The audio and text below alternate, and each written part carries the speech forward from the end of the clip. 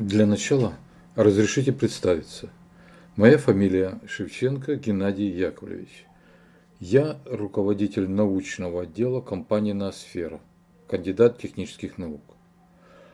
Курс, который я собираюсь прочитать, называется Data Mining для всех.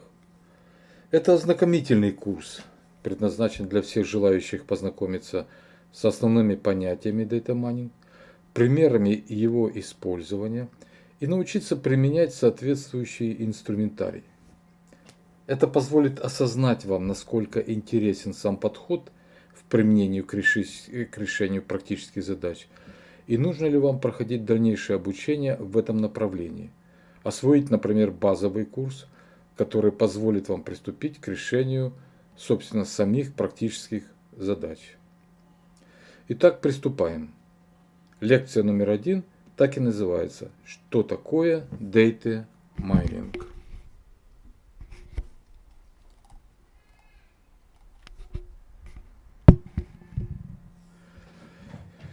Термин Data Mining, который часто переводится как добыча данных, глубинный анализ данных, извлечение знаний, раскопка знаний в базах данных, соответствует широко распространенному понятию интеллектуального анализа данных.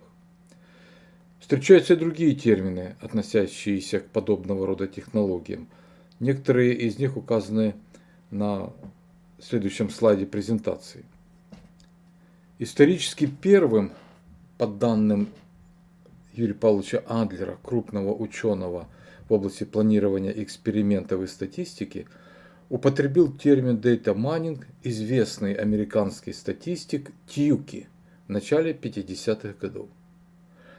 Позднее, в 1978 году, термин Data Mining приобрел второе дыхание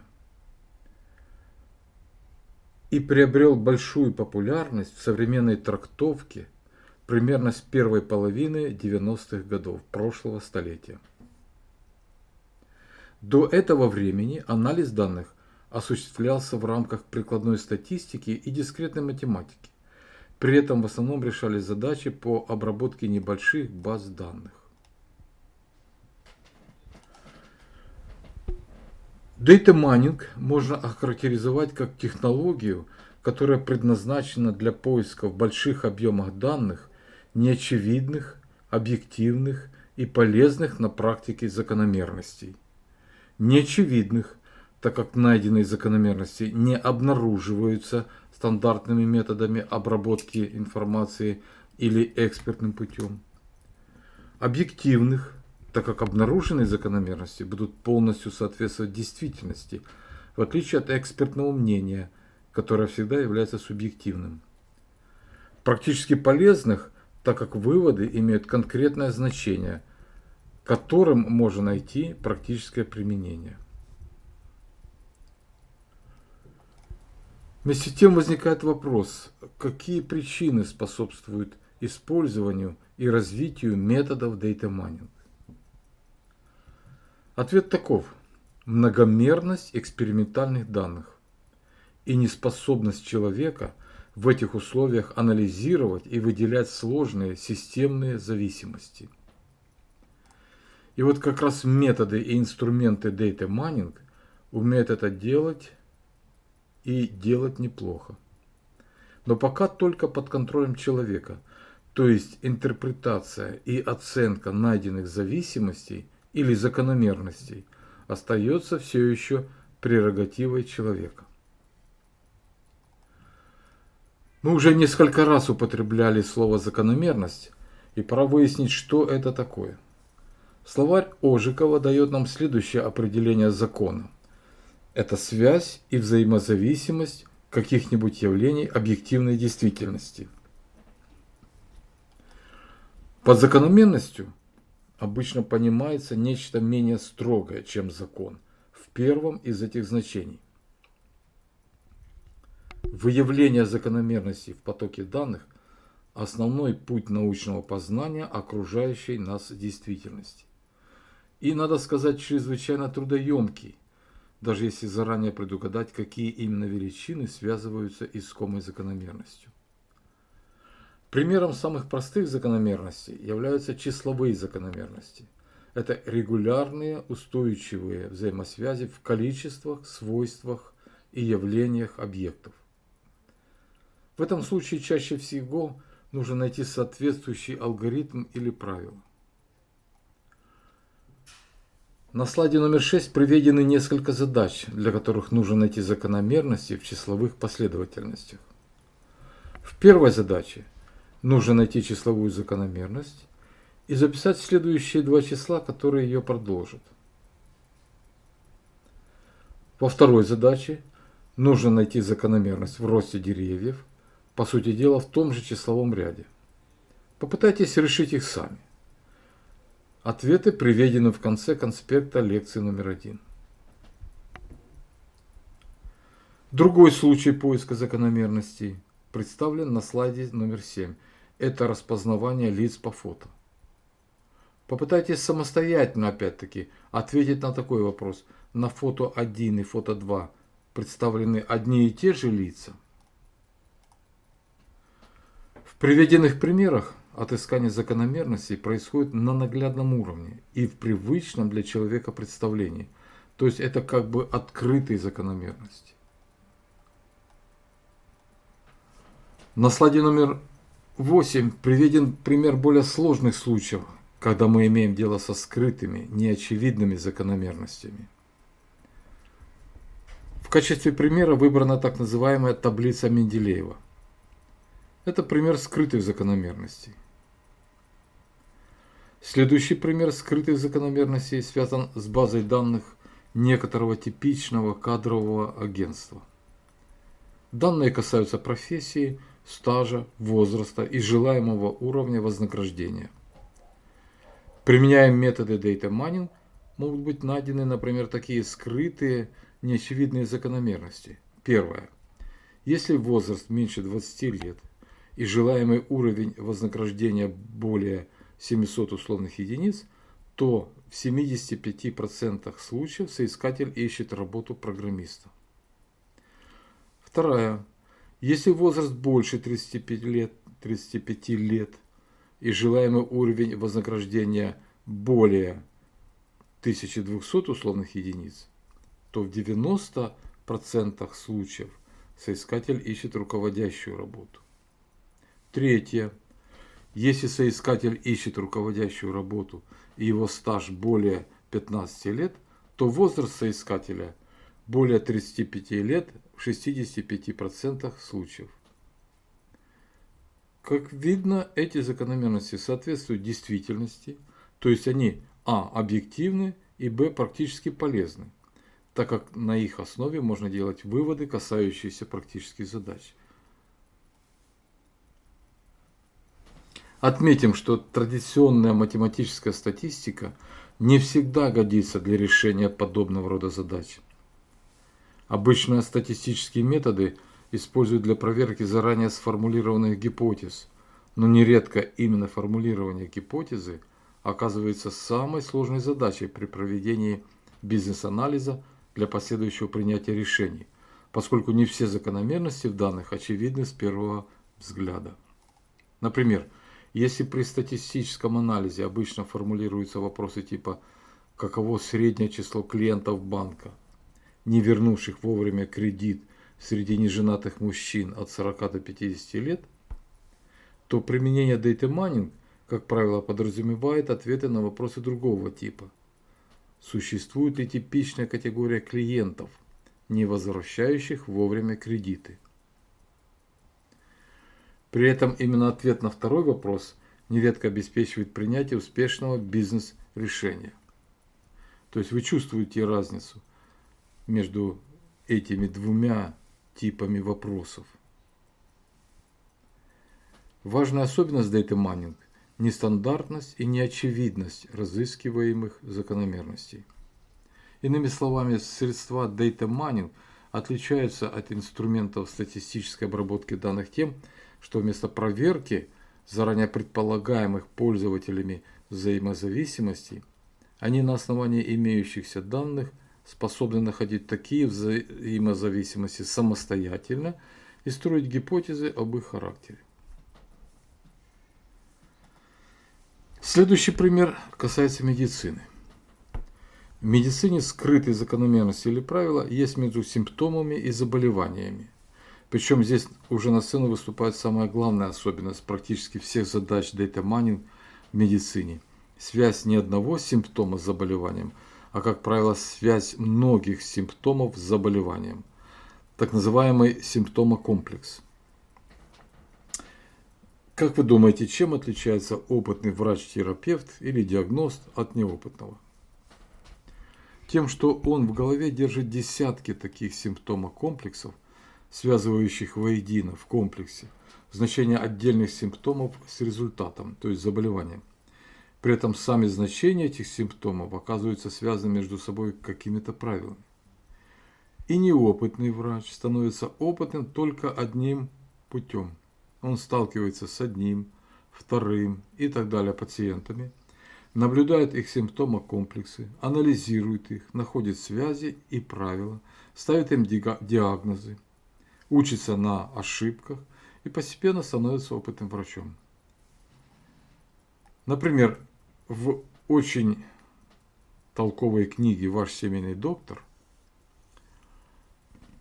которая была издана в 1992 году в издательстве «Мир», приведены 147 схем, в которых сконцентрированы наиболее распространенные симптомы и их сочетания, тревожащие мужчин, женщин и детей, которые заканчиваются рекомендациями.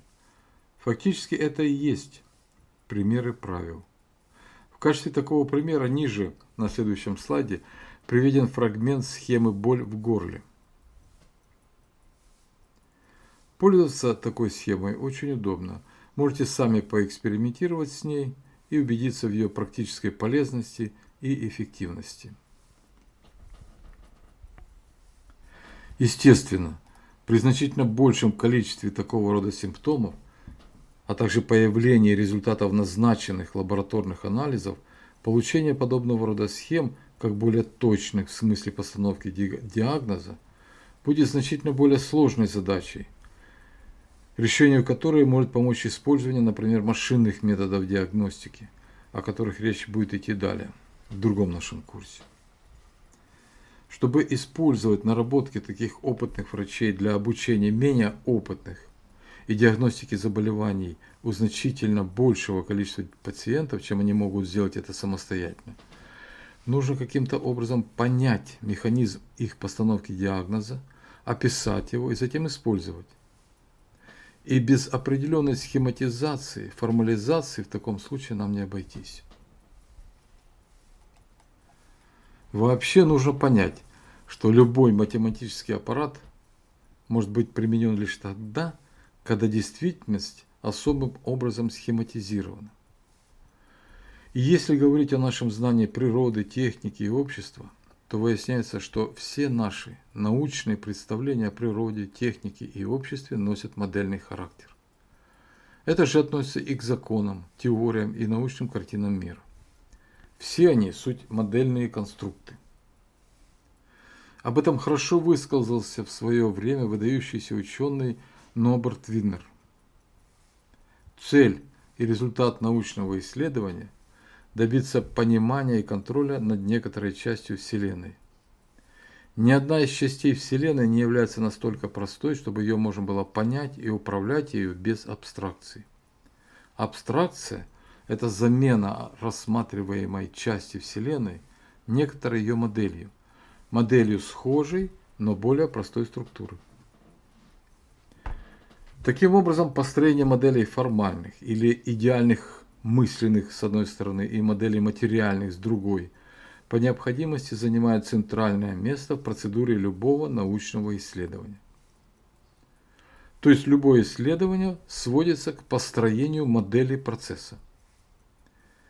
И в этом смысле моделирование нивелирует различия между гуманитарными и естественными науками. То есть первый шаг в понимании проблемы, а затем и ее решений – это ее схематизация или формализация. Например, если мы хотим распознать некоторый объект, то полезно составить его описание в пространстве некоторых признаков. Простота такого способа соответствует его универсальности. Действительно, в терминах признаков можно описывать и болезни человека, изучаемые медициной, и химические соединения, и неисправности технических устройств, и залежи полезных ископаемых, и многое другое. А в чем же заключается такая схематизация? Так вот, схематизация или формализация такого рода прежде всего заключается в некотором формальном представлении исходной информации. В значительном большинстве случаев таким представлением является таблица, в которой строки соответствуют исследуемым объектам, а столбцы – признакам этих объектов.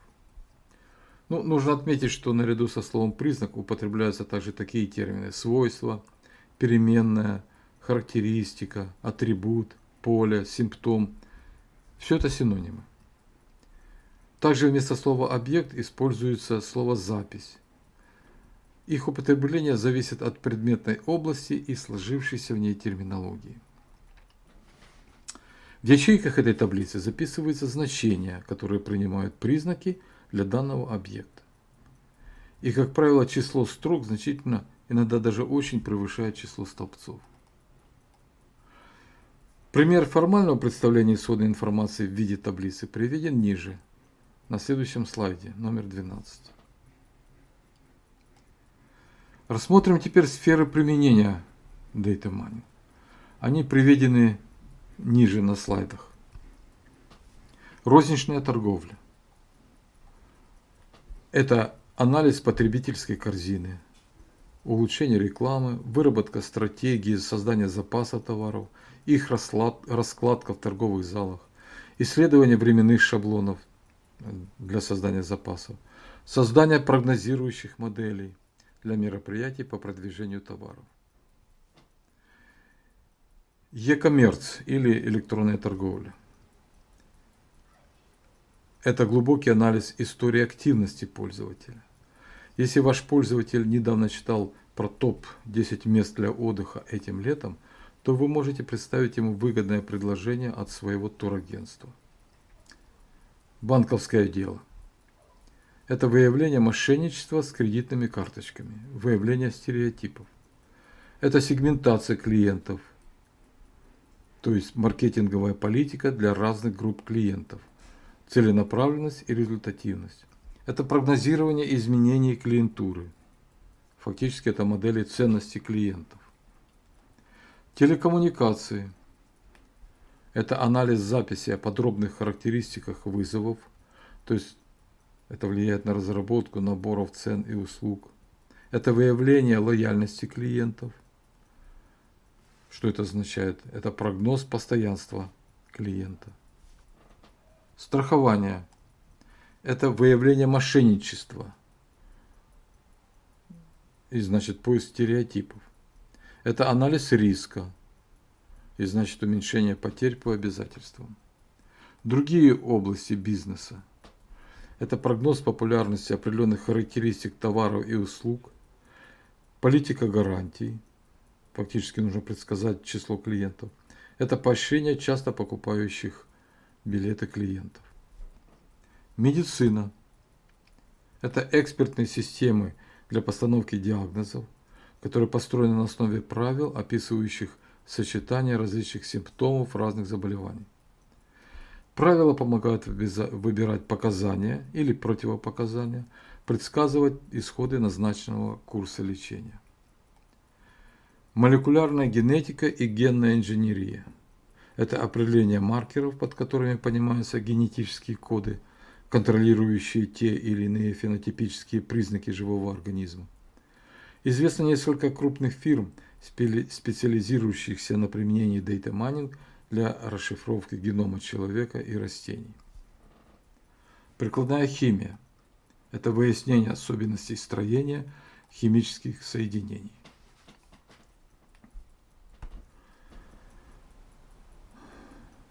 На самом деле единой науки Data Mining пока нет.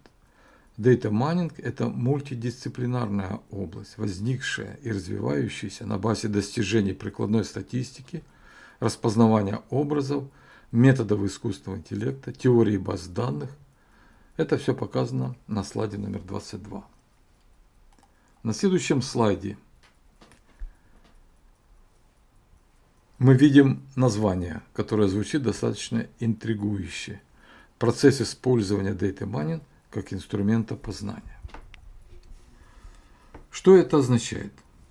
То, что, условно говоря, засыпая сырье, в нашем случае это так называемые сырые данные, на вход этого инструмента, на его выходе получаем найденные в процессе работы этого инструмента некоторые закономерности, то есть новые знания. Таким образом, получается, что Data Mining – это инструмент познания. Как видно из схемы, приблизительно 50% всего времени решения задачи уходит на постановку, формализацию задачи и сбор данных. Еще около 40% времени уходит на подготовку и предобработку данных. Эти два этапа являются важнейшими. И только около 10% времени занимает, собственно, само решение, оценка и анализ данных и интерпретация найденных закономерностей. Таковы реалии. Но нужно помнить, что без компьютерных программ, в которых реализованы инструменты Data Mining, ориентированные на поддержку мыслительной деятельности, решение задачи вряд ли было бы возможным. То есть именно развитие вычислительных средств, то, что называют сейчас информационно-коммуникационные технологии, позволило приступить к автоматизации более сложных форм деятельности, в основном интеллектуальной деятельности, которая подразумевает прежде всего мыслительную деятельность.